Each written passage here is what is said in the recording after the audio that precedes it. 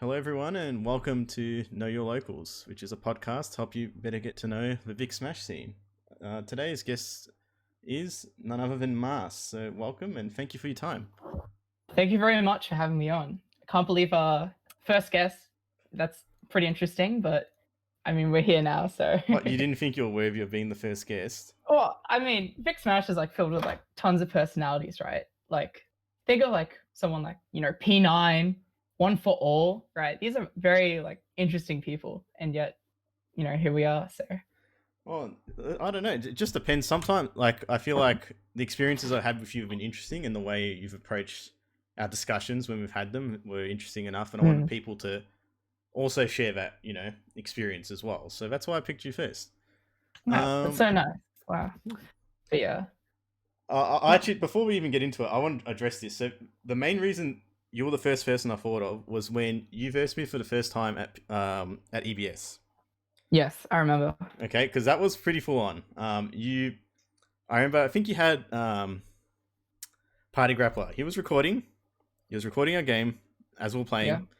People whispering and talking the whole time we were playing, and it was really like I was just trying to get in the zone. It was really hard, and it was really close set. It was 2-1, and and the first thing you did, like, obviously, everyone wants to win. You're a little bit disappointed, but it's like, all right, what did I do wrong? What can I do to deal with this? Like, you asked me a whole bunch of questions, and like getting that someone that was really interested in learning it and bettering themselves. That was like really appealing to me. I was just like, wow, like he really wants to learn. So I just told you everything to my detriment because the next week you did beat next me. Week. Yeah, the recording was helpful as well. Just to be like watch back your matches and you're like, damn, I'm really dumb sometimes. Like, why did I fall for that? So yeah, I think that's the mid-level classic, right? Like we're just so interested about this game and like what we could possibly be doing to get better. And I feel like if you adopt the mindset yourself, you lead by an example for what maybe other people should be thinking about by extension, if that makes sense. No, I definitely agree. So I hope that reach spreads out a bit more because I feel like there's a lot of people probably in the lower mid level that probably don't do a lot more research, like or watch back their games or try and understand the game a bit better. And I think one of the easiest ways is exactly what you did: just ask the questions. Try and make them targeted. Like clearly, don't just say why did I lose? Because then you're making the other person think really hard to give you something where it's like try and think of something you felt like you weren't doing well or you were struggling with so they can help you with it. Yeah, definitely. I think I remember discussing it with like extra, like I think can't remember if it was recent or not, but a pretty good example. I like asked him, what was I doing wrong? He's like, that's a bad question. You should be asking specific things. And a good example of this is kind of like let's say after a math test, right? You just come up to your teacher with your test paper and you go, why did I get 60%? Instead of going like explaining through the problem how you feel, where you feel like you went wrong and asking for explanations from there, just being more specific and stuff like that. It's really helpful. So Yep. Okay. Yeah. All right. So I think first off, we'll start off with,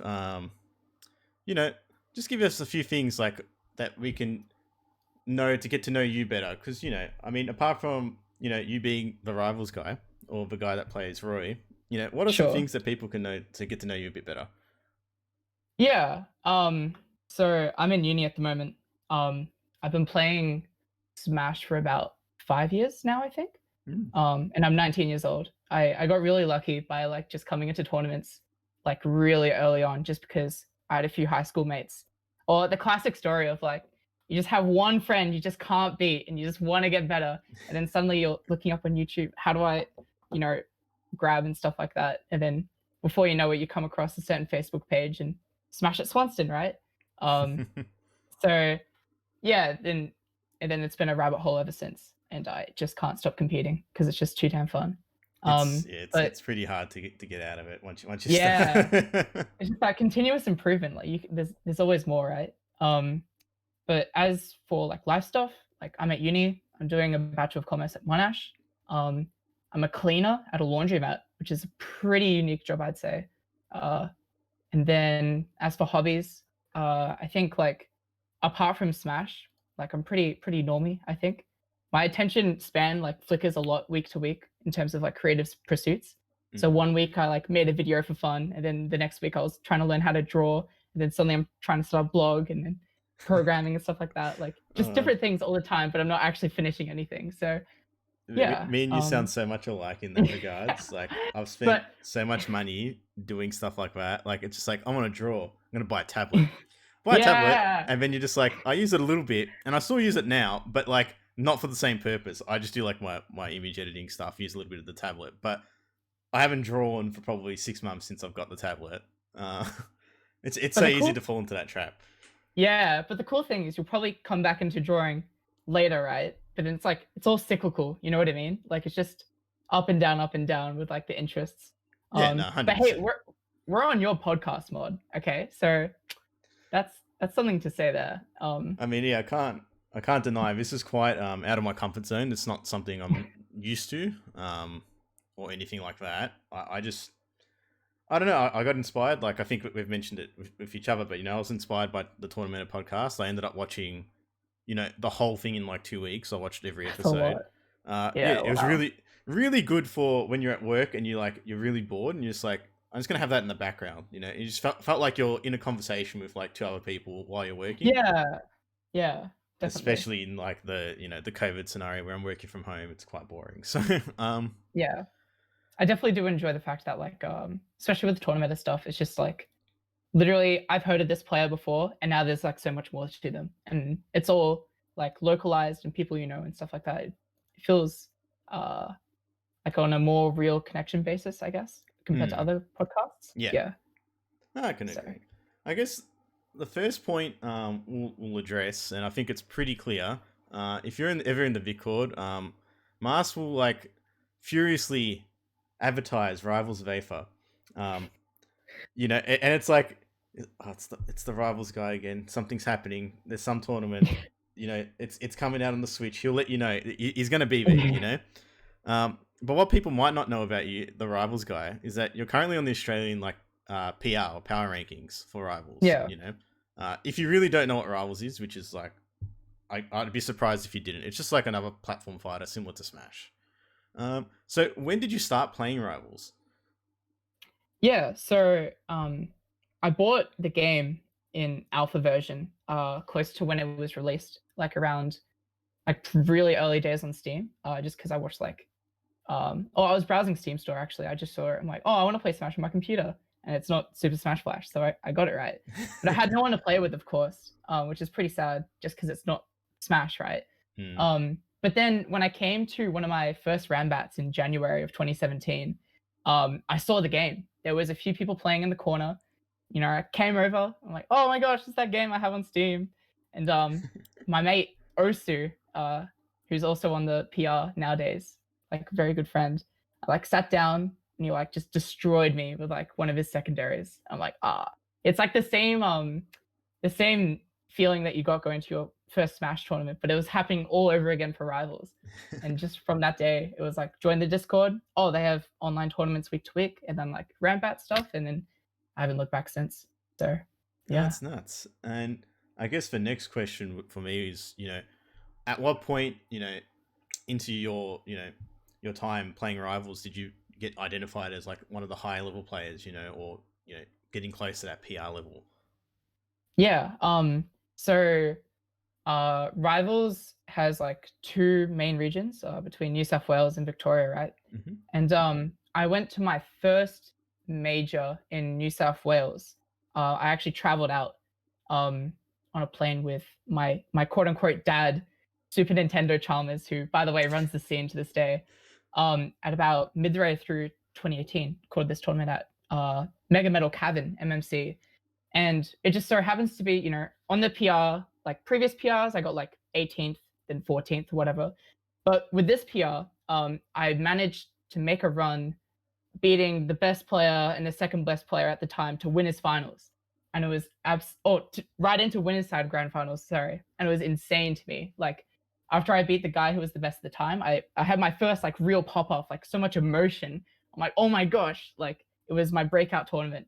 It was nuts. I didn't win, but just like traveling to another state, beating the best people, making grand finals, like that's when I feel like I finally breached it.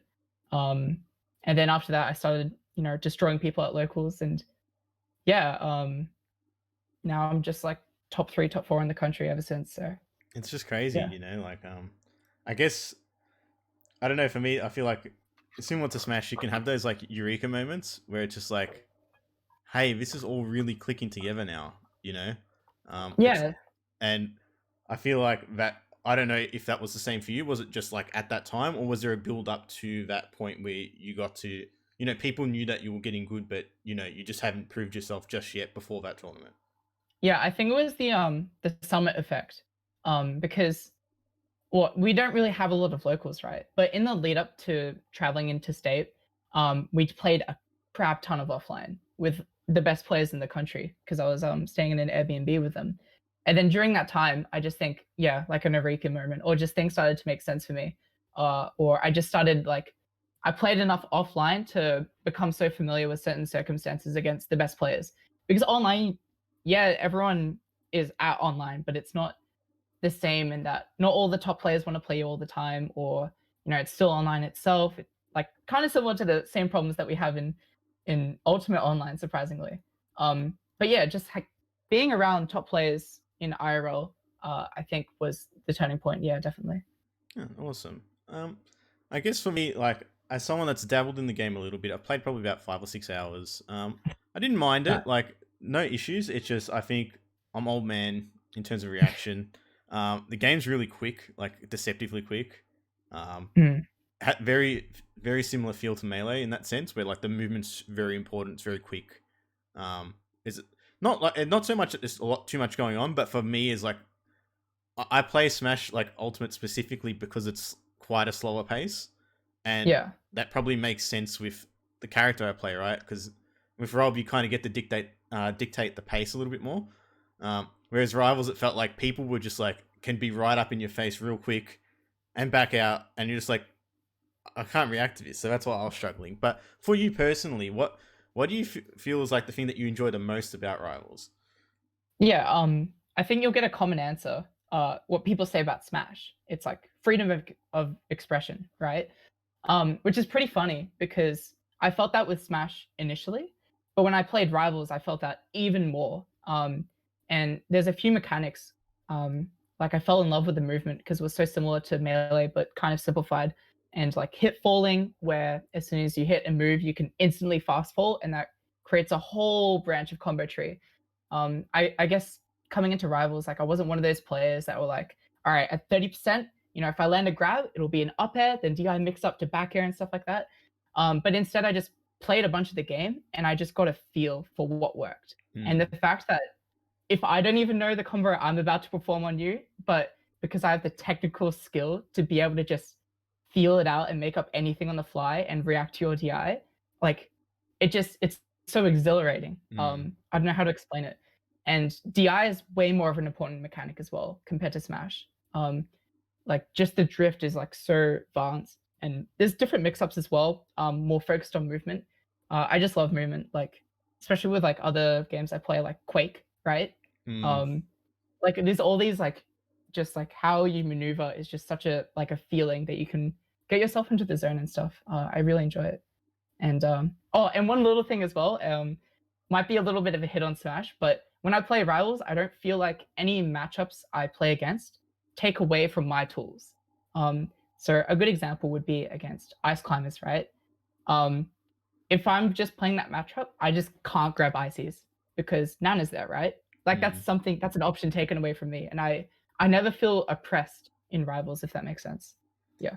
And do you feel like that's partially because of some of the mechanics? Like, in this game, people complain a lot about projectile, like Smash specifically, they complain a lot about projectiles and the likes. Whereas, like, I felt like in Rivals, like, projectiles aren't as big of a problem because there is that tool, where you can basically parry it, and it will reflect Yes. back at them. And, and then it makes you, like, even if you're playing a projectile character, you think twice because you like, I'm committing to this option. Yeah. So Yeah. yeah, Absolutely. I felt like that's it's really interesting to get that perspective, and I can feel that because it especially with like removal of options, that's very common. Um, and I guess that's where Ultimate feels a lot like some of the older fighting games. Like some of like Street Fighter 2, it's like literally characters hard counter each other so bad where you can't do anything. Like you have to basically get the 50-50 multiple times to get in to do your thing, because Yeah, characters are yeah. so oppressive. I know it's not to that scale in Ultimate, but it can be. It can feel that way. Yeah. It's just the minor things of like, why do I feel like I get upset when something I try to do doesn't work, not because of it's my fault, but it's like an external factor, I guess. But I think if I were to summarize like why I love Rivals, it's like when I'm messing someone up, it's not like because of my character, it's because of me. I'm messing someone up. You know what I mean? Like I'm landing these DI mix-ups. I'm choosing to get up in their face. But it's not because of the power of my character that I play necessarily, if that makes sense. Yeah. So I guess another question quickly with Rivals. The character you main, from my understanding, is Zetaburn, right? yeah. And for me, when I saw this character, it's like this is literally like all the spaces put together. Yeah, that's a good way of explaining it. Yeah. Like just all the moves, just like that's Falco's, that's Wolf's, that's Yeah. Fox. Is there a reason why you didn't pick up one of the spaces for Smash when you played? Given that there's similar in that movement, or is there a different reason why you picked Zetapan? Like Yeah, so I would actually argue that that Roy is the closest Rivals character out of all the characters. Just because not only his spacing, kind of, like you'd want to be close to people, of course. But also just the way that Roy plays in terms of short hopping around someone's shield and then dashing in and out to try and bait a move. Like there's still that like mini movement mix up that comes with it. Not to mention like the combo game of just like landing up air and then fair strings and stuff like that. And obviously not a lot of lag on his moves. So I guess that'd be the similarity. I'd say the spaces in Ultimate play completely different to how Zetaban plays in Rivals. Mm-hmm. I'd say the more close thing would be like Falco and Melee, which I also play, by the way. So yeah. Okay, that makes a lot more sense. And I guess that's probably perspective I didn't put in was maybe it's not so much for Ultimate, but more so for if you've played Melee, that feeling would be a lot more similar. Yeah, definitely. Okay, I guess the next thing to go on, rather than spend too much time on Rivals, because I know you can definitely talk about Rivals a lot. There's no doubt about it. Scare away the audience, do we? Like, no. I guess I'd like to talk about your Smash beginnings. Where you started. And the earliest thing I could find on record for you was you played at a Smash at Swanston in November 2016, and you placed 17th, which for your first tournament, if it was, that's pretty impressive because I think there was like 60 people. Yeah, there's a few people. So what do you remember playing in that tournament? Yeah. Actually, I'm sorry to lie to you, but for Oz Smash to lie, but that actually wasn't my first tournament. I think it was about like my third or so. I used to enter under a different alias named Chumba, because I actually hadn't thought of like a good gamer tag at the time, because my original gamer tag was like, C Kincaid, which is just like Connor with just taking the C, and then Kincaid, which is like my last name. And like, I don't want that to be my gamer tag. Like, gosh.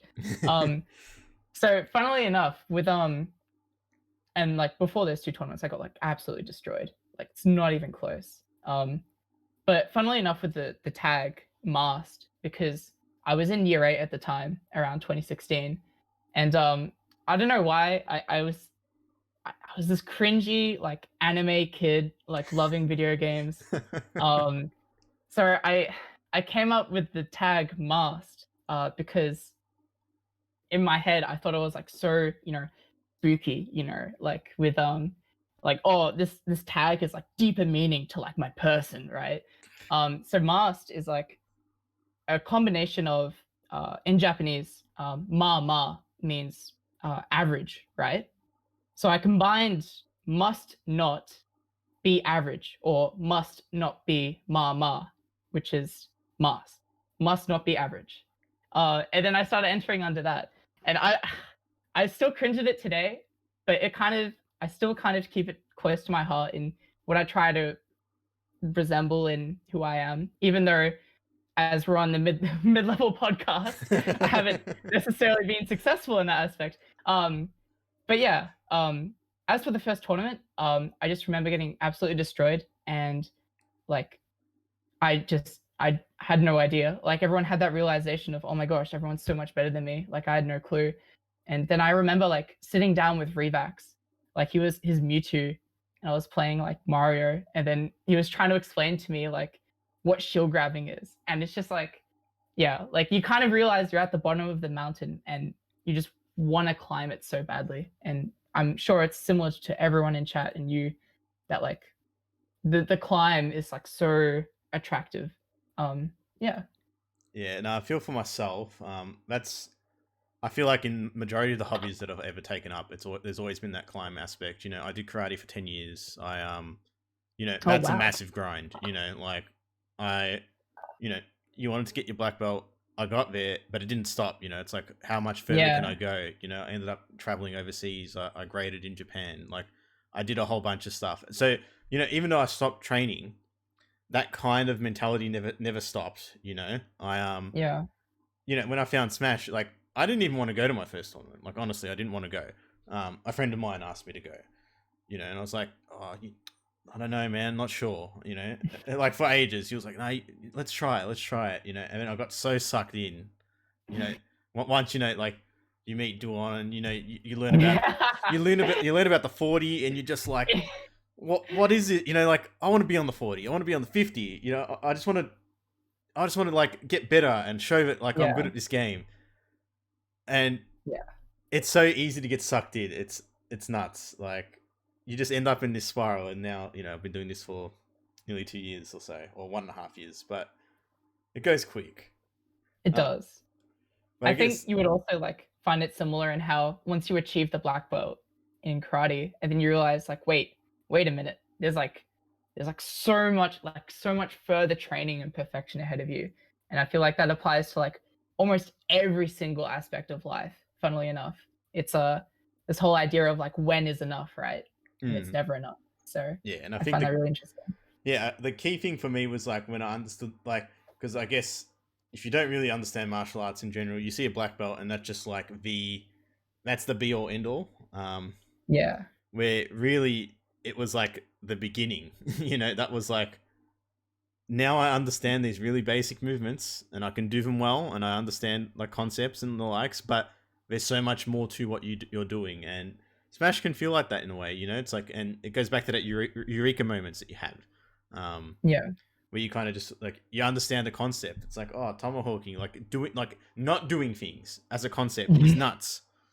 You know, like what if Yeah. I just full hop and don't do anything? I don't press an aerial. Like that just like freaks with people's minds, and it's like stuff like that when you realize, it's just a development, and that I think that's the biggest appeal of Smash in general.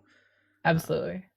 I Well, get, a wise man named Gabe once said, "Doing nothing comes out on frame zero." So there you go. I It's like it. broken. That's powerful. It is powerful. That That's really powerful. connected with my soul when I first heard it. Um, but yeah. Um, I oh had, yeah, and then always sorry. try and get your friends to come to tournaments as well. Like you were that friend of, oh, I don't want to go, but before you know it, you're sucked in. So Yeah, I think Crozzy mentioned it in the chat, but I went with one of my friends, who's a mutual friend of me and me and Crozzy, and we all went on the same day, and it just happened to be the week after after BAM, so literally no one was perfect. there. Yeah, it was me, Crozzy, and my mate, and there was 8 people in the tournament, and Marcel was just like, "Hey, there's nobody here. Let's just do best of 5 from the start." So we just like you got a whole bunch of games at the start. Marcel was really welcoming and stuff. Always go with a friend if you can, if you haven't gone to a tournament before. Absolutely, yeah. It just takes the edge off that little bit. You have someone to talk to. Before your games. Absolute worst case, you can play with them if like there's no setups available or whatever. It just gives you something to do and someone to talk to at the start. And very quickly people warm up. So it's not. I feel like that's just the easiest way to get started. Yeah. Um, But also, there's this staggering mindset that I've had with a few friends that wouldn't come to tournaments of uh I'm not good enough yet. Let me practice a little bit more once I think I'm good enough to go to tournaments. And they don't realize it until they go to one, but going to tournaments is the thing that makes you better. So it's this kind of self-fulfilling prophecy in like not going to tournaments because they don't think they're good enough, but they just need to start. Just starting is so powerful. Just And I don't go, know. guys. Yeah, exactly. I don't know if anyone who doesn't play Smash will listen to this, but just go to a tournament. It's so good. You won't regret it. Yeah. I guess that's like a good segue into like the next segment I've got here, which is the state of the scene. You Ah, know, yeah. so just to give people a general idea, if you're not from Vic, there's five. We have 5 weeklies, which is crazy, actually. That's a lot of weeklies. Yeah, so we've got Sunshine and Pixel. They're both on Mondays normally. This is all pre-COVID timings, by the way. So things will always adjust and schedules will change, obviously, with the current situation we're in.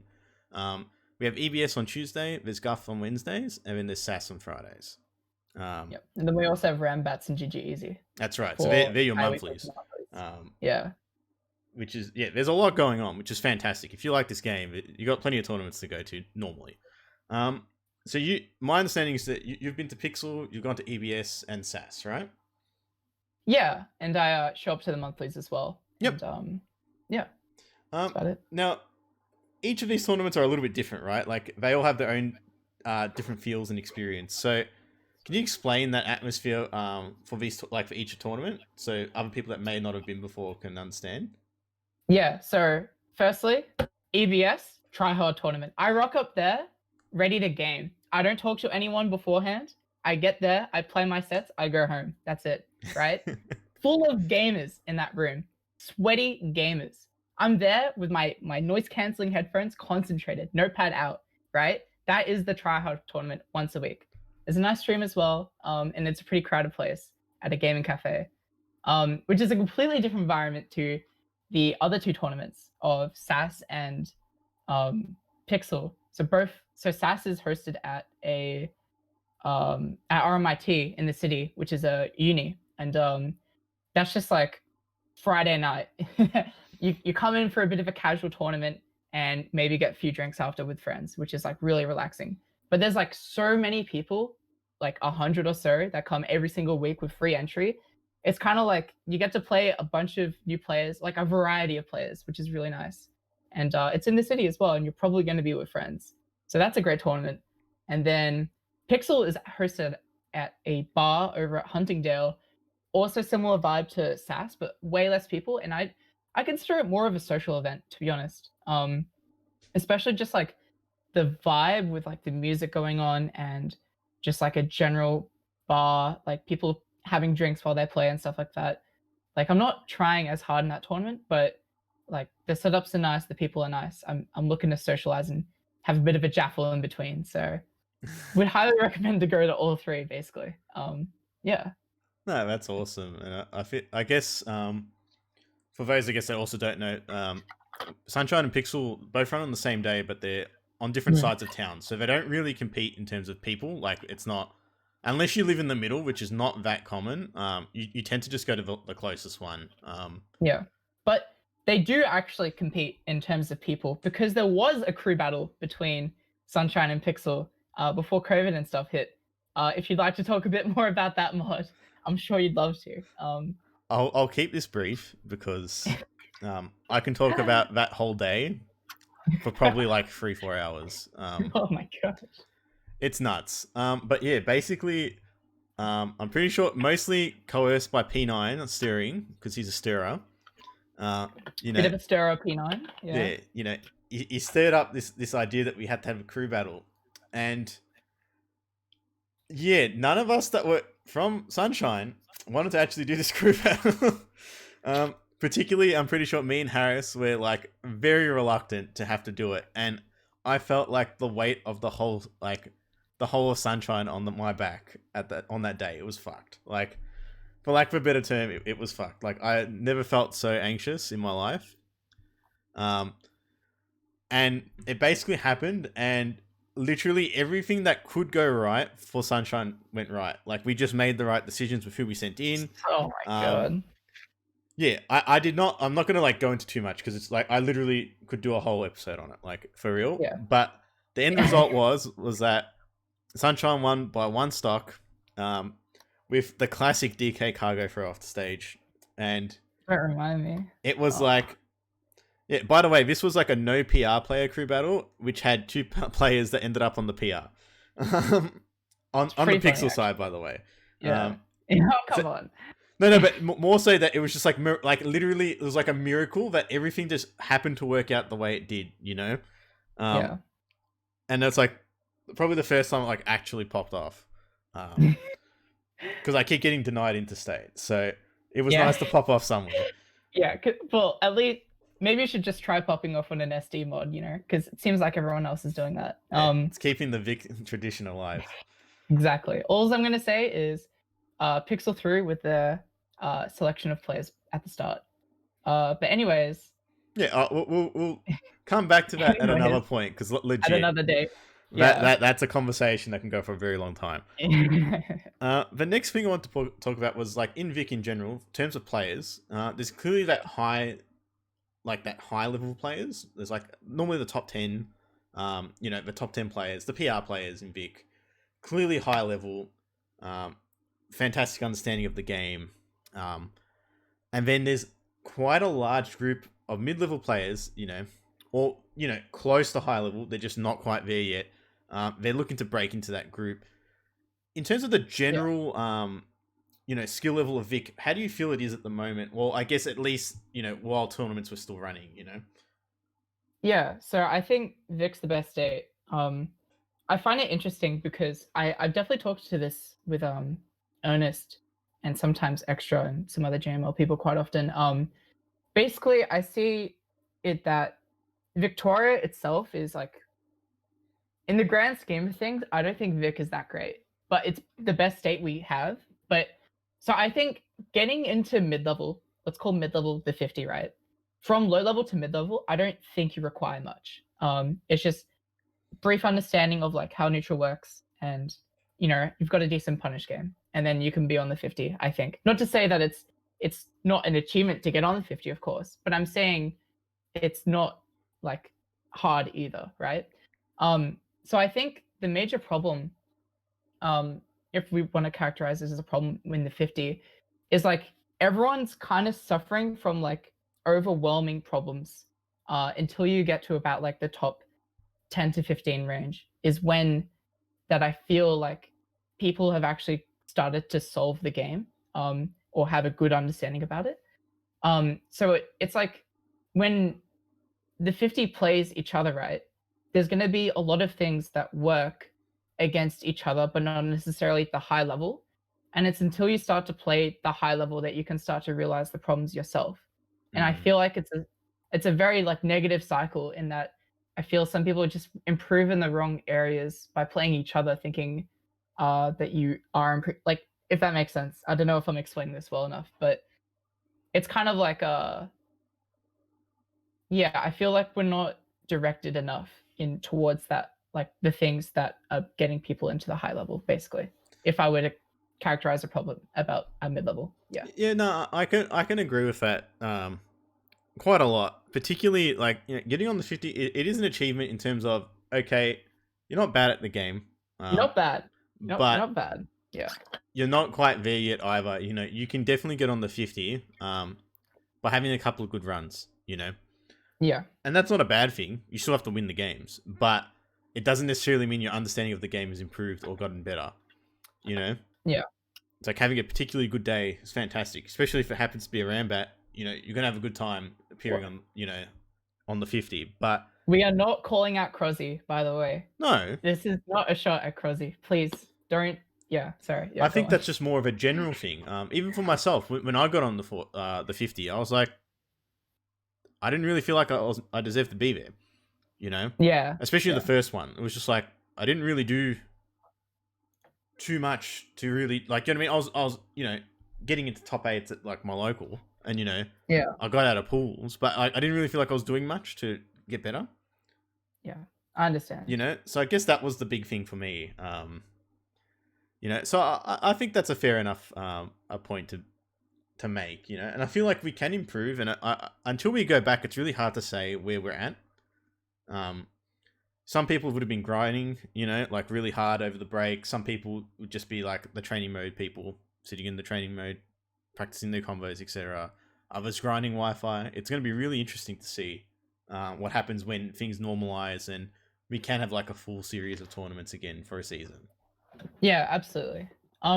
If there was one thing I'd pick up on about breaching into like that higher level, and you'll see it in, I think one really good example is Princess.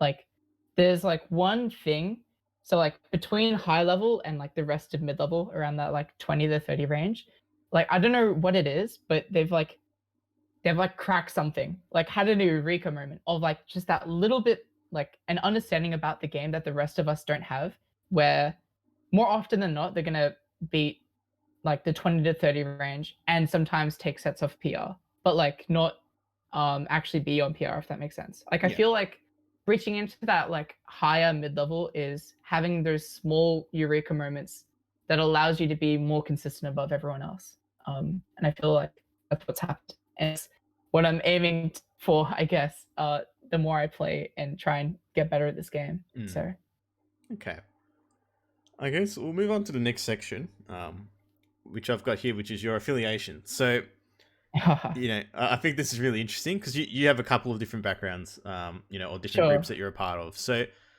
you are known for your membership with Cafe. Can you explain how this started, what it is? Because half of us have no clue. I just hear people saying Cafe with question mark sound, like in their voice you can hear the question mark, and everyone, like, I just look around and it's like, but there's people responding and I don't understand why. Like, what is this? What is this thing? It's like a mating call. Like you don't know what's going to happen.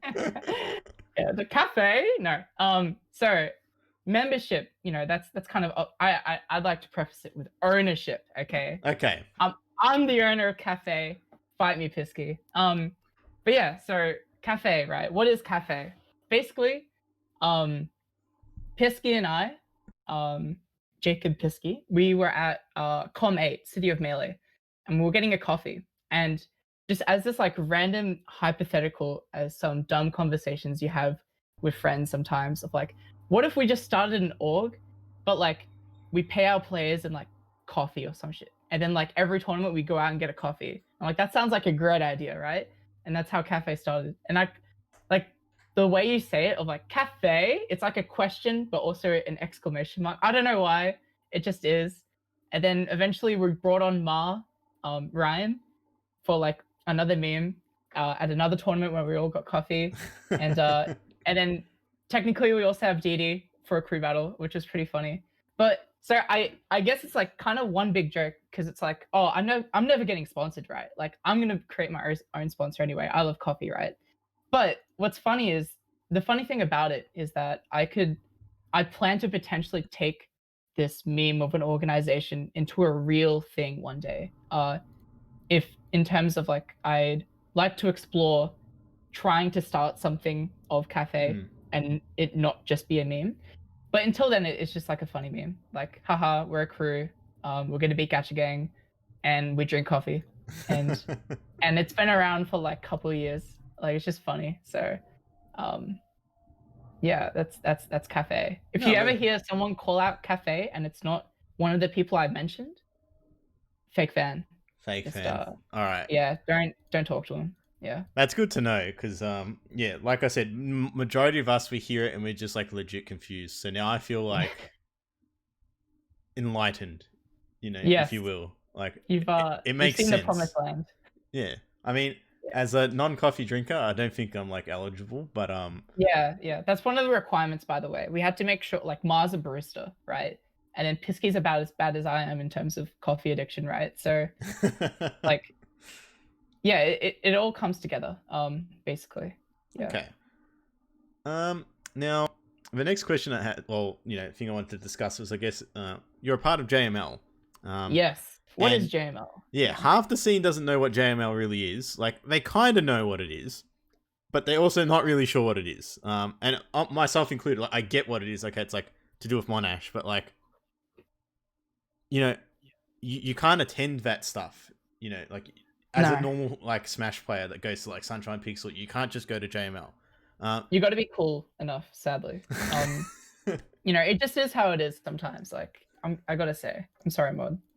What can I do? I'm an Yeah, sucks to RMIT suck. alumni. I can't join you. I'm sorry. Yeah. Um, yeah. Yeah, Can you JML. explain what JML is like and what JML does? Yeah, so JML stands for Junior Mash League, and I go to Monash, and I found out at Monash that a part of the esports club, they actually have a Smash club, and it's hosted above Campus Center at what used to be called the John Monash Library, now recoined as Junior Mash League because we're all a bunch of mashers, right? And basically, for a couple of years at Monash, they had a single Wii U/Switch setup, and a bunch of people would go there all day, every day, just to play Smash. That were at Monash, and that kind of developed into its own community.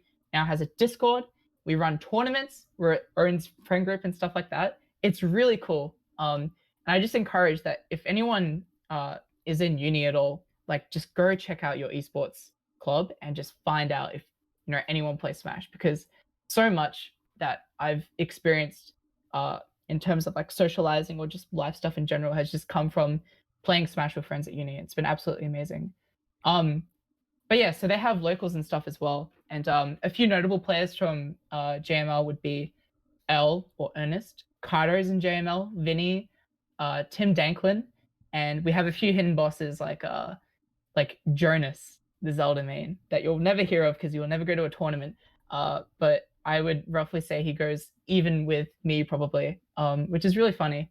But yeah, so JML is like we have a huge like area of players that are just keen to learn how to play that will come one day and destroy Vic mid-level. And it's like great, honestly, to have just like a community of like 30 to 50 or so people at uni. And we have our own like leagues and stuff and tournaments. We actually had a lecture series, if you guys want to check it out, at YouTube Junior Mash League, where Ernest talked about stage control. And yeah, it's just like its own little mini Vic Smash, but inside of a uni. That is how I would describe it. All right. I mean, I'm super jealous. Not gonna lie. Yeah. When I went to uni a Yeah. very very long time ago, that esports was like everyone knew what esports was, but the clubs weren't really developed very much just yet. Yeah. Like I spoke to a few people, and it's like, hey, I play Pokemon. And it's like that's cool, and that was about as far as it ever got. Like you didn't have the clubs built up, you didn't have the teams like there. Well, at least as far as I was aware, they didn't make it very clear at all that there was any sort of esports going on at uni when I was going. That was in Yeah. what Yeah, definitely. 2012. I know it definitely got a lot bigger, towards like the middle of 2010s, if you will. Yeah. But yeah, I just missed out and it sucked because I was really into it, but like it wasn't just developed yet. Yeah. You had to be like a league player or something back then, right? So Yeah, and as a Dota player, that's really, really hard. Okay, Because look, no one played Dota. sucks for you that you chose the inferior version. That's all I'm gonna say. I mean, it's definitely the better game. It's just not. Okay. It's too like it's not easy enough for the majority. Like, let's not go down that path. But Sound like a melee person. it's basically like it's the melee of like MOBA, dude. Like, it's the OG. It's good, high skill ceiling.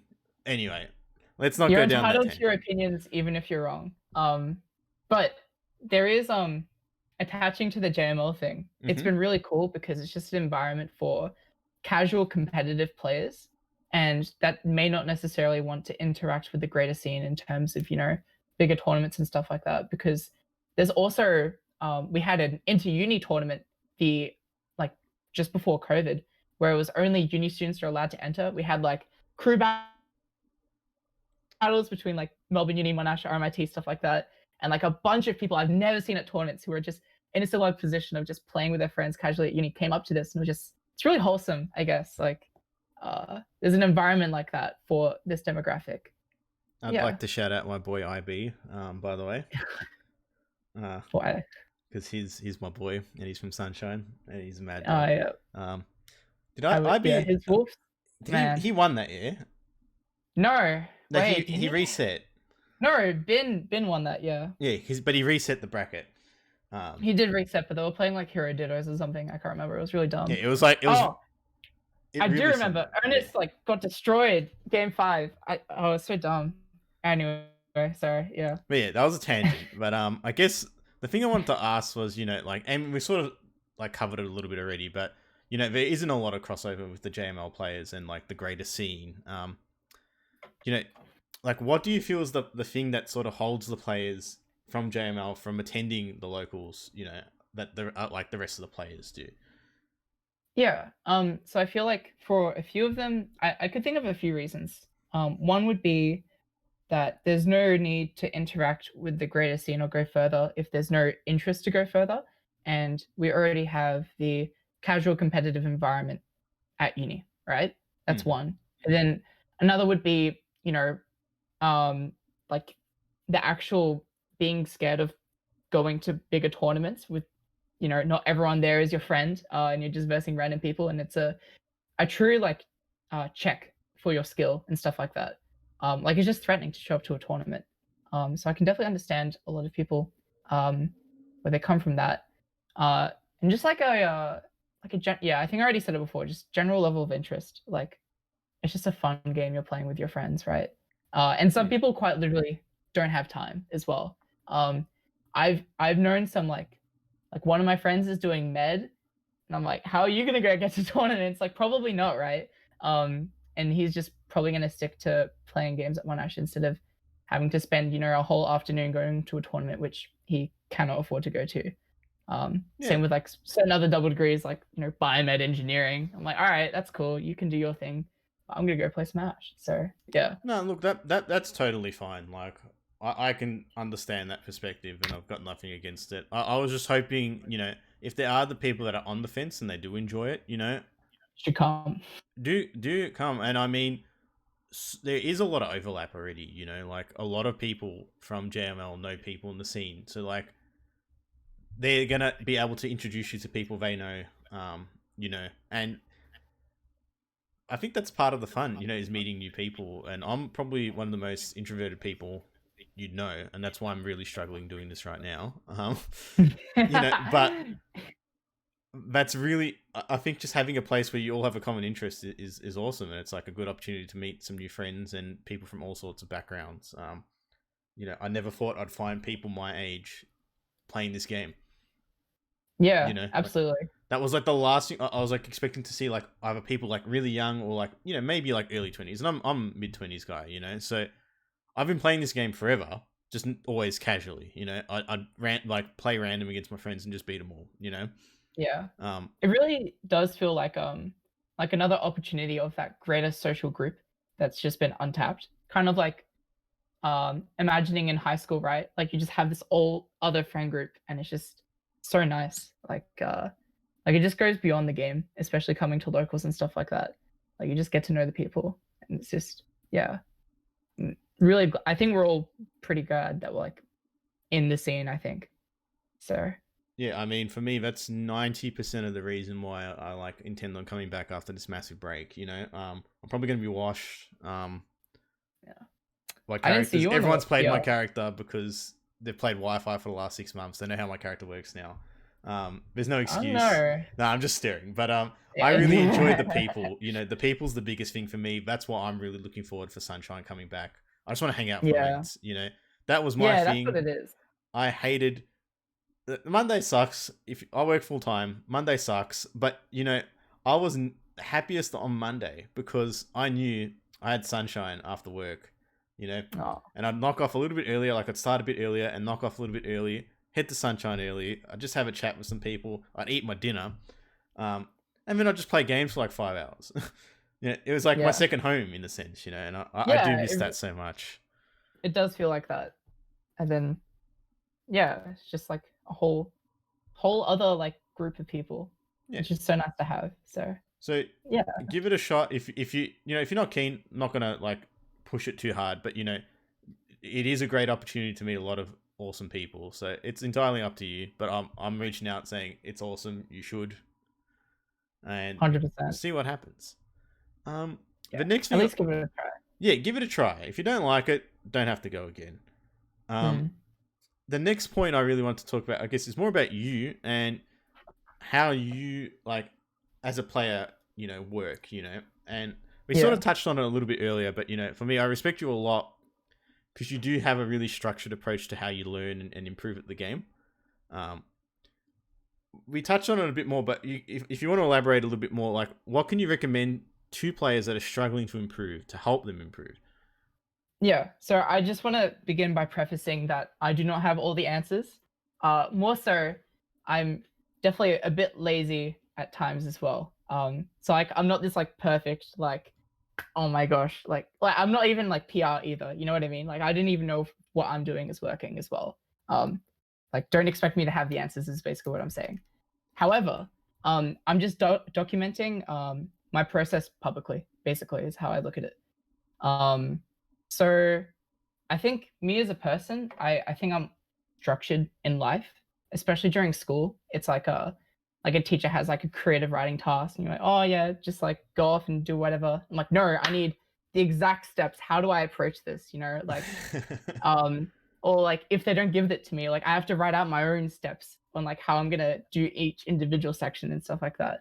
Um so I think in terms for a process for learning, it's like pay attention is the biggest thing.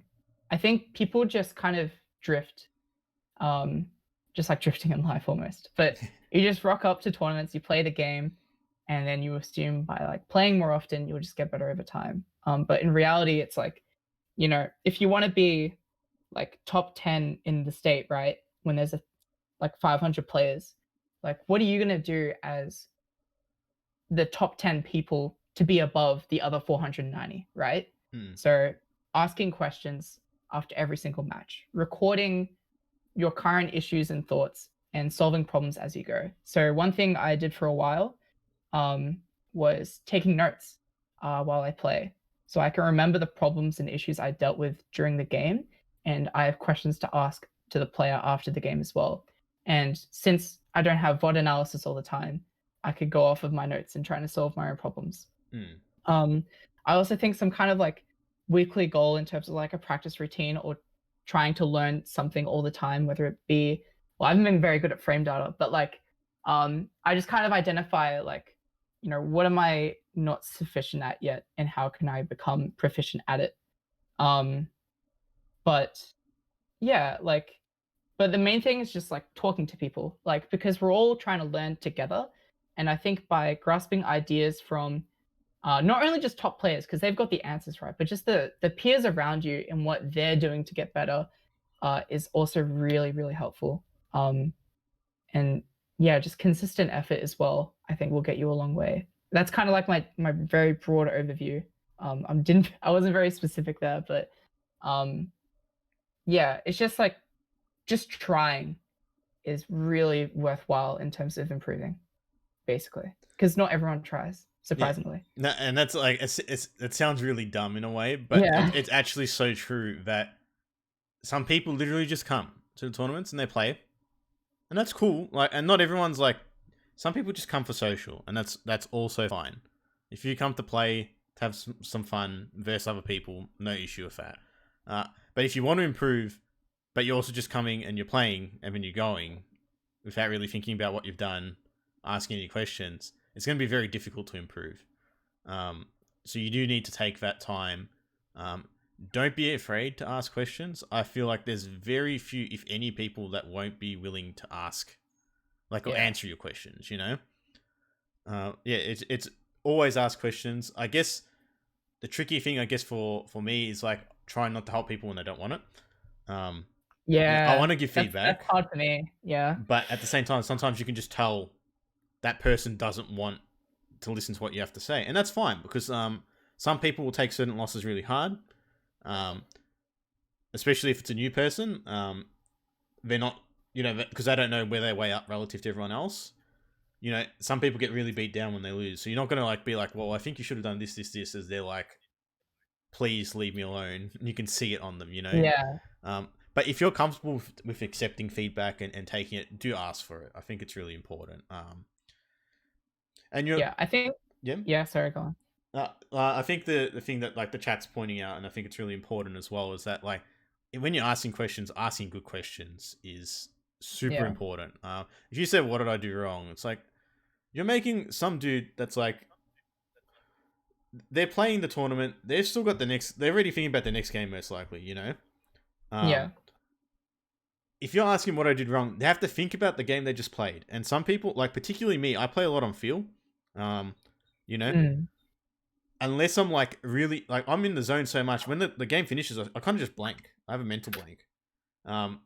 So if you can ask a specific question, that makes it a lot easier for me to answer your question. You know, I can go, oh, you know, I'm struggling when you did this. You know, what can I do? I can sort of like tune into that point in the game and go, oh, you can do this instead because you weren't punishing that or whatever it may be. But if you just ask a general question, it can be really hard to answer. You know, so trying to tailor your questions will be really important in getting good feedback. Absolutely. I think in terms of our issue mod, Mhm. if we're like what on the 50 or whatever, right? Yeah. I think just asking the other person if they want advice is also a really good idea because some people are just too shy, and then you just throwing out a fishing line, like you can take it if you want it, is really helpful. I think. Yeah, and I think you Um, still got to pick your timing because obviously, like, if dude's clearly mad, like, yeah, probably yeah, you leave it. just But if the gotta guy's like GG's and like he seems all good, you know, you take that long sip of water and you walk away. So, yeah, because you don't want um, to make people uncomfortable, you know, or feel like you're criticizing them like when they're really upset about what's happening. yeah, So it's just good for people to think about, you know, that are listening as well, you know, not just for us, but anyone, you know, if you win or lose or whatever, these are things that you can do to, you know, try and improve. Um, absolutely. Now I'll give you a little bit of Um, sorry, a little bit of a plug. You know, because you did oh, make a little bit of, you made a okay. guide on YouTube, right? And it was to learn how to learn. And this really ties into how you talk about, you know, you're very structured, how you approach things. You know, what made you really want to make that content? Was that just like on a whim thing, or was it something that you wanted to you know, was it something you always wanted to do, or was it something that you want to elaborate on further? Yeah, so, I think I mentioned at the start of the podcast how, like, my I flicker like a light. My interests are, like, all over the place. So I think one day I just thought, "You know what? I wanna make a video." And then over the course of 2 days, I just, like, made this video. And it is actually something I wanna develop into further, especially heading more into Ultimate and Rivals, just, like, kind of, documenting the process of how I learn publicly and like kind of creating a resource for others in the process. Not to say that I'm perfect in it as well, in terms of my theories or anything like that. So I actually do want to do a lot more content creation, especially heading into the holidays after exams are done next week, which is pretty exciting. Um, but I think like just why not, right? Like it's helping me by creating it, and it's helping others by just having it there in the first place. Yeah. So Oh. not to say it's my best work though. I have this mentality of I don't think I'm gonna be happy about the standard of my videos until I create like 100 of them. Even though the editing's like really shocking or like, you know, the mic quality's terrible. I just think like give it a bit more time and there will be something I'll be proud of. And I think you're doing a similar thing, if I'm not mistaken, in terms of content creation, right, bud? I mean, I guess this is the start of it, you know? I mean, I've been Yeah, streaming mostly for fun. Like, I just play games, you know? I play yeah, games anyway. I might as well stream it. That's how I sort of look at it. yeah. Um, Oh, but one thing I did want to quickly touch on about the previous point though yep. is I think the reason why some people are kind of drifting in terms of like not improving is because they haven't really kind of defined their goal with the game.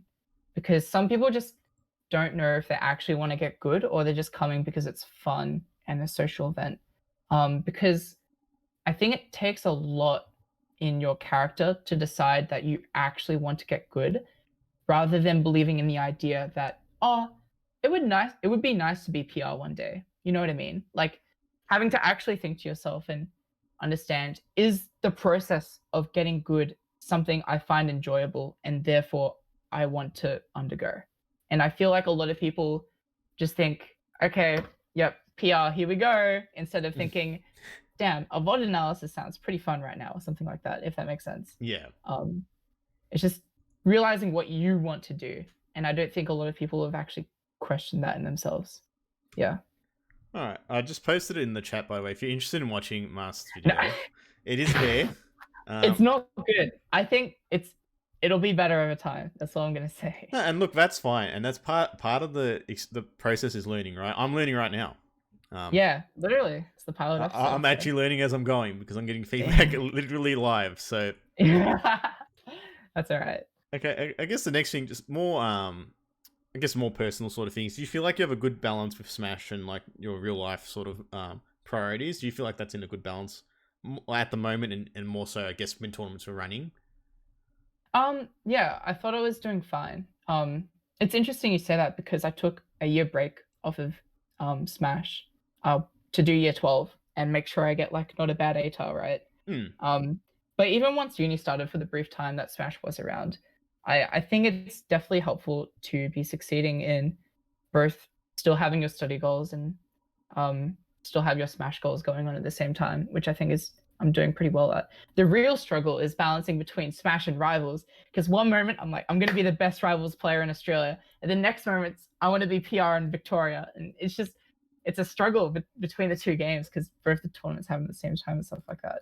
Yeah. Um, but I would say that I realized when I was younger, I'm a very emotional player in that if I don't have balance, I get really stressed out and it shows in my gameplay because I remember distinctly that like not too long like after like I had a bad week at school or something, you know, I didn't do too well in this test.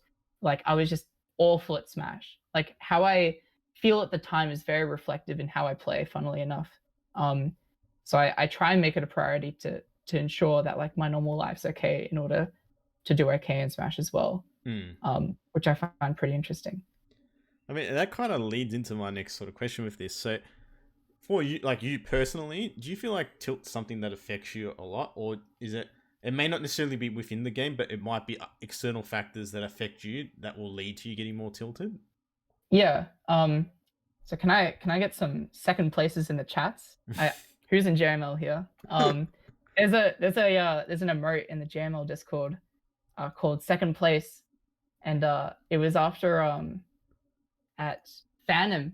I got I was in I beat Rizel. Rizel plays Rivals by the way, Yeah. and I beat him 3-0 winners side um of winners finals or whatever. Right, and I was heading into grands, and I was up two games, winners side grand finals, and it was the game three to win the tournament. I had not won a major yet. I had gotten second place three times at three other majors in rivals beforehand. This is like the big win for me. And I SD'd game three and I lost that game. And then he continued to reverse 3-0 me and then 3-0 me in loser's side and I lost. And I don't know if anyone has the link in chat, but the Twitter post from that tournament has me making this face of probably the most upset I'd ever been in my entire life for being so close for such a great achievement. And that's just become second place. So to answer your question, I get tilted when I feel like I have the answer to something and it's in my control, and yet for some reason I can't bring myself to solve the problem. So I know I can do something. I realize what the issue is, but for whatever reason, I just can't do it, if that makes Mm. sense. So No, it feels outside of my control. Yeah. and I think that's the worst. I think the worst part, like you know, when there's scenarios where it's like I can't do anything. That like Yeah. because like there's nothing I can do to deal with this. That would feel better than I know what I can do to fix this. You know, but I'm not Yeah. doing it, or I'm unable to do it. That is way more frustrating. And I guess that's like, I mean, not to compare it with being in grands, but when you play online, there's a lot of issues with that because of the input delay. Oh yeah, the input delay. Yeah, It's like I know definitely. how to deal with this problem, but now I And have it, an you extra can't do 10 it. seconds, like 10 frames input delay or whatever it is. So now I can't deal with that issue anymore. You know, Absolutely. and it Yeah. just makes it so much more frustrating because you can deal with it, but in that scenario you can't. Or something's Yeah. happened that's causing you to not be able to do that. Yeah. But Uh, hmm. taking away from like the online environment though, it's kind of just like if there's no excuses, right? And it's just a matter of you doing the thing, it can just damage your mentality because it feels like there's almost something wrong with you in what like all I need to do is do this and yet I'm not. And it's a very self-deprecating um like cycle I feel of like just negative thing like a negative feedback loop of like Mm. things continuing not to work because you continue to get into your head and then more things don't work and so on and so on. I remember watching a really good, oh, reading a book about this actually, which I'm still struggling to implement today, of the inner game of tennis, which you've probably heard before. Some melee guys talk about it. I know my good friend Ernest Lamel talks about it here and there, but um, I definitely think the advice that book gives is definitely something everyone should be striving for, in terms of the two selves. So it's interesting. I think mentality is something we all need to work on, and like it's just so hard because it feels so intangible to actually improve, if that makes sense. So No, definitely, and I think it's a real easy way to get better. Like you can beat a lot of players at like the low mid level just by having a better mental.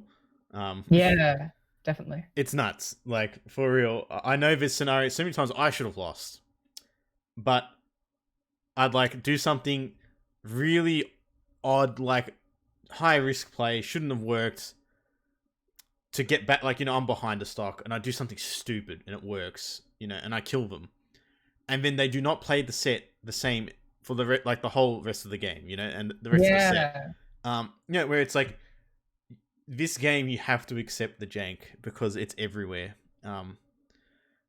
And it's I mean I struggle with it still, and not pretending it's like I'm perfect at it, but there's like the levels to it, and I think it's basically for me it's understanding it to the point where it doesn't bother me anymore.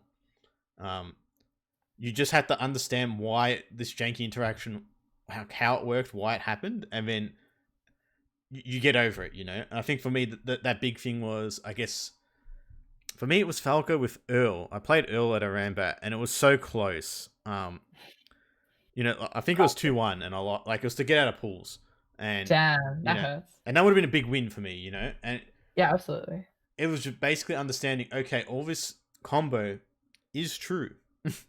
Because Yeah, there's nothing you can do. yeah, it's like you accept it, and then you actually get better at the game. You know what I mean? Because like, okay, I know this string of moves is just going to work. I can't do anything about that. It's like, at what point can I cut it off and try and do something to mix up? Rather Yeah. than being like, I'm mashing A or I'm mashing B, or you know what I mean? Nothing's happening Yeah. because it's true. Um, Yeah. yeah, that's what I mean by accepting the jank. It's like, all right, well, I'm gonna get comboed for a while, especially when you play a big character. Like I'm getting comboed for a while. So knowing when the point is where you can actually do something about it, that's going to be the mental game changer. So you don't tilt trying to get out of a combo you can't. It's almost like leading into like stoic philosophy almost, of like you can't control the things that happen to you, but you can only control how you interpret the things, like your reaction to those things happening to you. So it's like, yeah, I'm getting destroyed in this combo, but it's like nothing I can do about it. But that's okay, like just focus on next time neutral comes up and what can you do there, right? So We're getting big yeah, brain. We're getting big brain here. yeah, sorry. I've been reading a bit of philosophy as of recent, so I'm trying to pull it out of my behind basically. I don't know how. Sorry. But yeah, like yeah, mentality is like so interesting, and it's so funny because like I remember asking like Jono, like while I was at Phantom, like because he had to play Dark Wizzy that tournament, and I'm like, all right, well like he's our best player in Australia, surely he's got like some of the mentality stuff figured out. I like asked him, hey Jono, like how do you keep your mental and like your zen during a game? Make sure you don't like whip out or anything. And he goes, what are you on about? Like I crap my pants every single time I have to go play a set. I'm like, oh, no one's got it figured out then. That's great. Yeah. So yeah, it's just one of those things that just comes with experience and stuff. Yeah. And I think we all have our like own individual ways of trying to deal with pressure during a tournament set. But yeah, it is how it is, sucks to suck. Yeah. Some would say. That's a famous quote. Yeah. I wonder who would say that thing quite a lot. I'm staring at the chat. Yeah, the last sort of area I wanted to talk about was your interstate experience. So, my understanding is that for Smash, your first major interstate was Phantom 2020. Yeah, for Smash, yeah. How did you find that whole experience, like going to like a Smash major that's outside of your state? Yeah, so I'd been in the state for rivals before, but Smash was a different experience just because there's a way greater pool of players with like so much variety that I had no idea about, and they had their own little Smash like game thing going on. I'm like, holy shit. But in terms of the game itself, just playing other people and different play styles between states, like really, I noticed quite a lot, like how defensive Queensland is, or like the way that SA plays. It just like shocked me. And I had to like playing on a just on the basis of like you've never played or would know how this person plays before, and you have to try and win. It's like kind of opened up a can of worms in my own head of like, okay, I need to create a solid game plan for anyone, basically. But in terms of the actual performance, you know how there was the own, you know how there was Joe versus Verse? Mm-hmm. All right, I lost a Verse right before, and it was 2-1. I was up game one in to get to Joe, and then game two I was up 2 stocks, and then I SD'd, and he was at like 100%, and then he just brought it all the way back. And I had another second place moment in Ultimate at the same tournament. Really, that whole tournament was like about mentality for me, and I just like got destroyed both times. I'm like, oh man, this sucks. I could have versed Joe, but that's okay. And then I lost to FT. Lucas is like whack. Like, yeah. Yeah, they're really good too. Like that's like in terms of like names and skill, like nothing to scoff at. It wasn't like, you're like losing to like random no name. Like both of those players are fantastic players, Yeah. But it's just like when you know you can do it, it's so much more frustrating. You're that close. And it is so much about like making it out of pools in a major, like definitely wanting to prove yourself. And then to just like, just drop out like that to like an SD, and you're like, man, this sucks. Like, yeah. But there's always next time, right? So it's not like the biggest thing in the world. But the biggest thing for me at that major was the social aspect, I think. Because I was in an Airbnb with Kami, Jono, and Duon, which was interesting. No, it was like so funny because I didn't know any of these guys that well, and I definitely got to know them quite a bit better over the weekend. But like just some of the funniest stuff happening at that Airbnb, and like it was just a good time. And then just watching, being in a crowd for a top 8 and a major was unique to me as well. Being in the bar and then watching people literally bet on whether it's an odd or even number when the time of the game ends. I'm like, are you serious? And there's like $50 on that. I'm like, what are you doing? Right? Like it was just nuts. And then after party was good as well. Just like definitely feeling like I've become more acquainted in the Smash scene after that, I would say. Yeah. It's one of those experiences like I'd recommend, like if you're interested in the game, like I wouldn't say like if you're not enjoying Smash, don't go to a major, but if you like it, and especially if you can get a few people that you're good friends with and you can go together, it's such a fantastic experience. I've made like we've sort of discussed this before, like me and you personally, but like there's people that you know them but you don't really know them, and you're like, oh, like because you only know them in the competitive sense. So it's like you don't really like this guy, but it's like irrational. It's only from the competitive perspective, and then you spend time with these people. It's like, wait, these people are so cool. Like, they're actually people. Yeah, they're humans, and they just happen to also like this game that you like, and you're all hanging out, traveling together to do something that you all enjoy. It's quite an experience, and I'd recommend it. Like, if you're really into it, or you just want an excuse to go on a holiday. Yeah, that's a good one. Yeah, just do it. Just do it. Couldn't recommend it more. Certain tournaments providing opportunities to actually get to know the person, rather than just your competitor. Instead of just asking them, how do I deal with Rob Nair?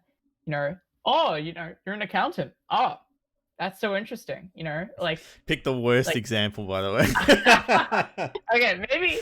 All right. Well, I do commerce, so like good enough, right? But I'm just saying like certain environments can allow you to maybe get a drink or a coffee with like these types of people instead of just asking for advice after a match, which I think once you do start doing, it's even more worthwhile to be in the scene. Yeah. No, I 100% agree with that. I guess if we've got a little bit of time, like I was saying, like I was aiming for about an hour, but look, it's going well. I think we're having a good time. Um, I'm telling, yeah. so if the chat wants, now's a chance to ask a few questions. We'll probably do questions for another about 15 minutes or so at the most. If you've got any Yeah. questions that you want to ask Mast, please drop them down now. Now's your chance. Now, dude, you gotta check the Twitter questions that Dan was asking about. I think it was. Do you know what I actually did for this whole thing? I actually muted my phone. So I'll check online. No, there's nothing there. Oh, well, people said they want to ask questions, but they don't ask questions. He's going to ask it anyway. But he didn't do it. Corner Chill Notion. Oh yeah. So outside of like Smash, You have to read the question out. So if people can't read the chat, they can hear it. Good point. So summary mints _ says Connor Chill Notion. And so outside of Smash, I think I take a pretty similar approach to uni. And I'm like a huge like nerd on like, self-help productivity type of black hole as well. And Notion's been like a godsend. Oh my, you could do everything on Notion. It's like literally combining all the productivity apps into like one thing, and it just like solves all my problems. I live my second brain and life on there. It's amazing. No cap will change your life. Yeah. No cap Notion will change your life. Why is pineapple on the pizza best type of pizza, says Nate Dog? No response. I'm disappointed, Mast. Yeah. Just no, wait, you're disappointed in me? Come on. Like, it's not the best, but like it's okay. I'm not gonna flame someone for eating pineapple on pizza, but like look, like, I'm content with that. That's enough for me. There's alternatives. Because this is like the most ridiculous thing ever. It's like when people like won't talk to people for liking pineapple on pizza. It's like this is stupid. Like yeah, there's worse ones out there, I gotta say. Nero Blade says, was it easy to climb the ranks in Rivals having come from Smash, or was it like you're starting from square one? I do think that skills between Smash and Rivals definitely transfer over, and even or just even coming back to Smash from Rivals in terms of Ultimate, I think I was able to have such a quick rise because Rivals kind of taught me how to like pay attention in terms of like picking up on small decision making from the other opponent during the game. And from going from Smash to Rivals, you're already a step ahead in terms of not just understanding like how does movement work, but like you're already there with just trying to realize what options are available. Like just trying to like different mix-up games between the two games, but you already understand, okay, like if I approach and I run at them, then I'm gonna get hit. Like that's an obvious problem, stuff like that. Yeah, I don't know, Jamie. Absa sucks. The Blazer question's a good one. I like it. Wait, I'm losing track. That's from Al. So Al's just asked. Yeah. What's with the blazer that you always wear at EVS? What do you mean always? I wore it once, right? I showed up to an EVS in a suit one time, and then now. Wait, was that the one where you had an interview or something? Yeah, I had an interview prior, and I'm like, well, I'm going to Smash tournament in this because wearing a suit's pretty cool anyway, right? But now Ernest just thinks I'm blazer guy. Like it makes no sense. Yeah. Shout outs to Kruzzy. Forever suit guy.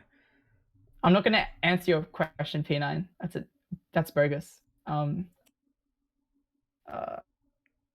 Vinny says, Mr. Master, are you going to come back to 20 soon? Who do you feel you want to beat the most? Well, I have come back to 20s, Vinny. Who do I want to beat the most?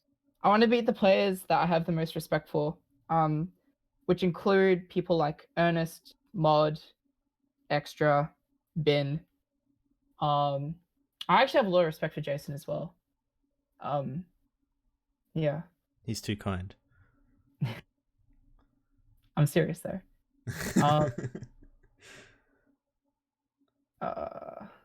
Gold P's question was good. Do you feel like that you're more confident coming back to the scene now that you're slowly resuming offline?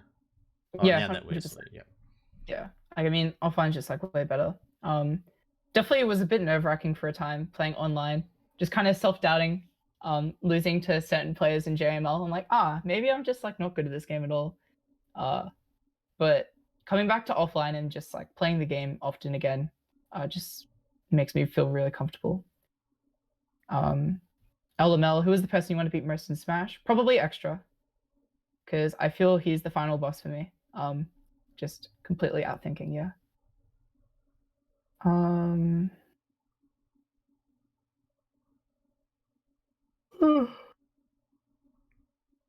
Yeah. I'll pick a couple of these because they're good.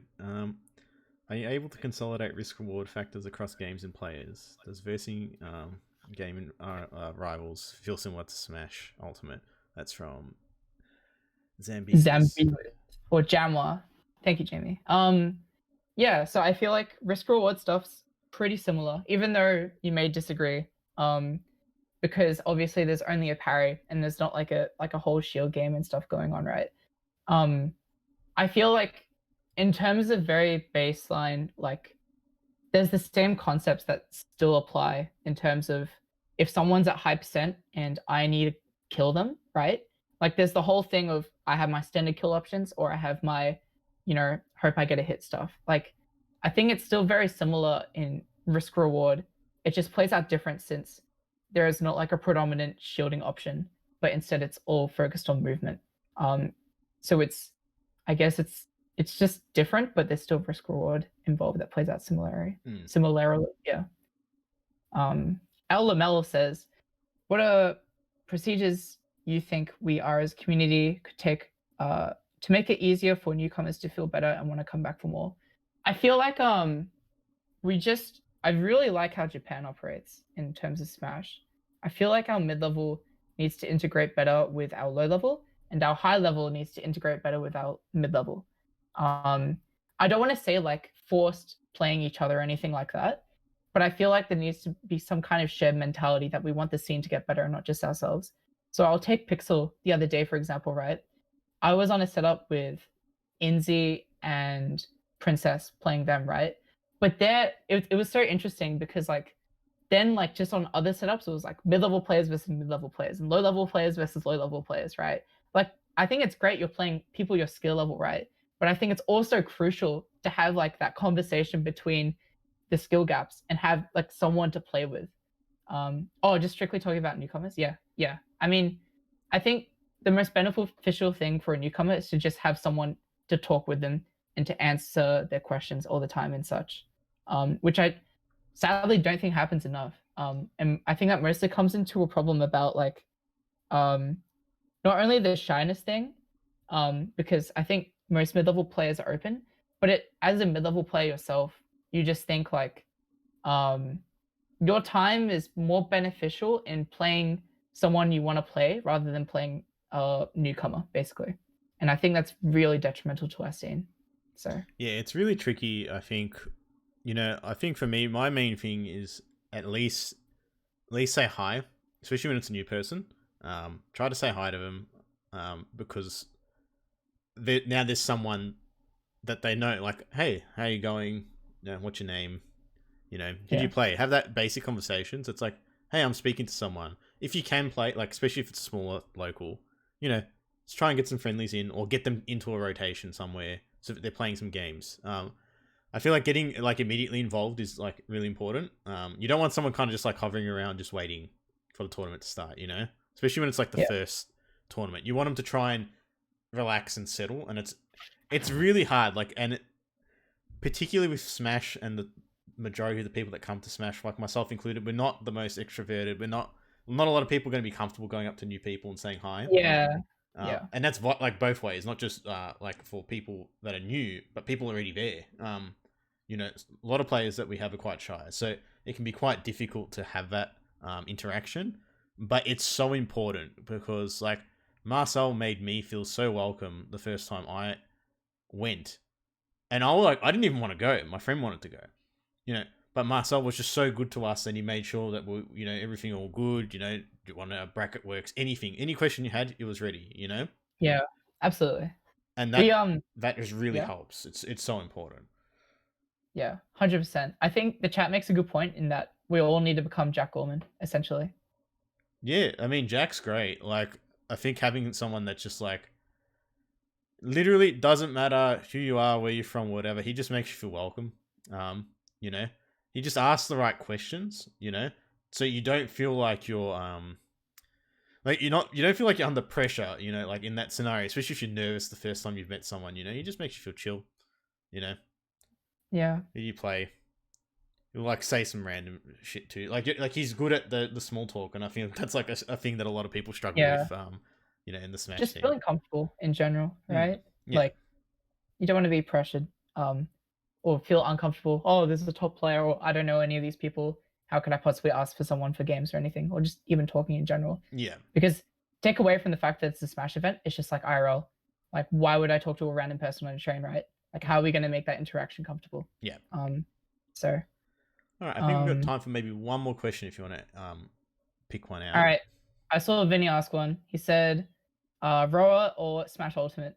I would pick Roa any day of the week if Roa had as good as a community as Smash Ultimate does. Because I have way larger of a vested interest to be playing Ultimate, in that uni friends play it, like high school friends play it. The people that do play it are really chill and stuff like that. And so many tournaments.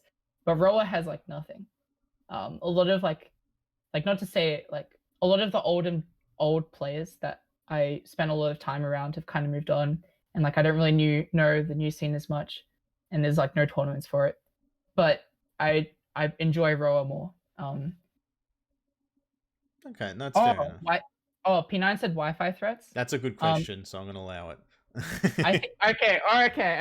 But this is the last question, guys. All right, you're gonna. Am I allowed to go to bed soon? What's going on? All right. I think Radio is really good. I think his punish game's like insane. I think Static is also good, and I think Jura is going to destroy everyone once he comes in. So those are the three. If I got in bracket, I'd be worried most about, and probably would be, scared to be playing. Oh, come on, Jammer. Like, I see the DDD clips on Twitter. I'm like, oh man, that's shockers, Like, okay, buddy. Yeah, okay, sure. All right. Yeah. No, that's fair. Look, I feel there's a lot of players that are sleepers that are going to come up when tournaments start up, and I feel like the first few weeks is going to be adjustment both ways. There's going to be a lot of players that have been playing a lot, and it's going to show, and they're going to do really well. A lot of upsets. Yeah, and that's going to be fine. And like I've mentally prepared myself for that. I am probably going to get upset the first few weeks because I'm not playing enough. Yeah. But for my mental health, it's better to not play the game when it frustrates me, and just like literally shit myself up the wall because I'm trying to play a game I'm not enjoying because of the circumstances being online. That's not worth it for me. So I'd rather drop a little bit of skill and pick it back up, than go the route of grinding Wi-Fi as much as I can. If you can tolerate it and you've got the mentality for it, it's gonna pay dividends, especially in that first month or so, until people sort of adjust and get used to playing like offline. But I just think it's gonna be really interesting to see. There's so many players that I know that went from like sort of no-namers in the sense like, O2ers at locals to, hey, I could see them potentially getting top 8, at a local. Absolutely. From the grind. So it's a waiting game. We're just going to have to wait and see. I am conscious of your time because I do value it. We did go a little bit over, little bit. Yeah, just a little bit, but that's fine, I reckon. So, but it was a lot of fun. Thank you very much, Connor, for taking the time to have a chat today. And, it was really good. I felt like it was really productive, and I hope, I learned a lot, and I hope people in the chat also learned a lot about you and about the scene, from a different perspective. Because I feel like I could ask a lot of these questions to someone else, and they'd give me very different answers. So yeah, I was glad to get your perspective on it. So thank you very much. That's very kind. I feel very appreciated being picked. I had a blast, to be honest. I'm really looking forward to the future episodes of this podcast, though. Because I just want to get to know people from the scene, to be honest. So thanks so much for doing this, man. I really look forward to the development of this podcast. Yeah, no worries. Thank you so much once again. For a little bit of a hint for next time, think of your favorite low tier main, because they'll be the next guest on this podcast. There's a few of them. All right, to give you another hint, they're in the top 20. Let me check the PR again real quick. Is Mega Man low tier? No. Mega Man is very good. Let's make that very clear. Mega Man is very good. I mean, oh wait, it's you did say top 20. Yeah, that's a good point. Yep. So do you know who Just it is? like how today was like top 29 or something like that, right? So yeah, but he plays like Moth now, like which is also a low tier. It's fine. So we're gonna have one for next time. I mean, I think Lucina's like high tier. I don't think Moth is that far off. Not gonna lie. I agree. What do I know about this game, right? So, dude, you got to go with the memes, all right? Moth is clearly low tier. Yeah, low tier character or low tier player? Who knows? We'll have to see. Thinking. But no, it was great. Thank you so much, Mast, once again. Thank you everyone for watching. If you enjoyed it, let me know. Just if you got any feedback, also feel free to send it in. This is work in progress. It's a pilot. Never done anything like this before, so yeah, give me anything that you can, and I'll try and improve it as much as I can for the next time. Thank you so much. Thanks, guys. Cheers.